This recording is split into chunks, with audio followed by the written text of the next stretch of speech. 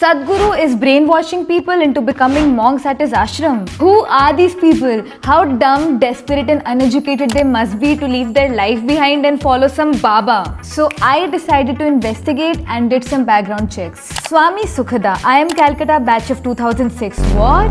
99.59 percentile in CAT. Whoa. Appeared on Channel V with Tanmay Bhatt and Apar Shakti Khurana. Was in stand-up and theatre circles with Zakir Khan, Abhijit Ganguly and Maheep Singh. Worked in venture capital. Okay, Swami, please stop. Your achievements are making me feel so bad about myself.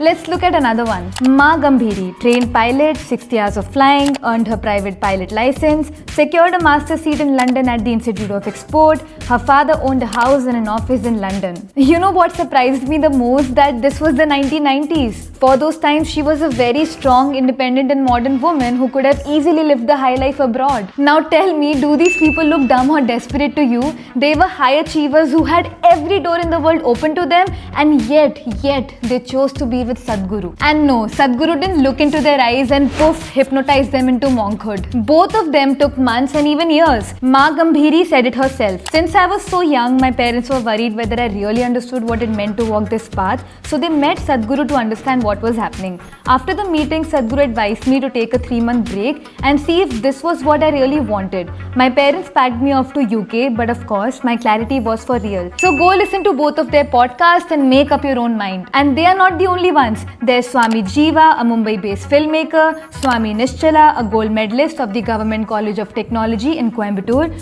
Swami Nisarga, who has an MTech from IISc, and Swami Harsha from an American Jewish background who was a consultant in the Bay Area. So if you thought that Sadhguru was running some kind of a cult with brainless unbhuks, then you should know that these monks had the kind of success that most people spend all their life chasing and still never get. Just because for us worldly achievement and material success are the ultimate goal, we arrogantly look down on people who don't want to be a part of that same rat race. Not because they lack the talent or the ambition or the capability to dominate that game. They walked away because they discovered something far more profound. So who's really brainwashed? Them or people who are trying to live up to the idea of success that society has fed their mind since childhood? I will leave that for you to decide.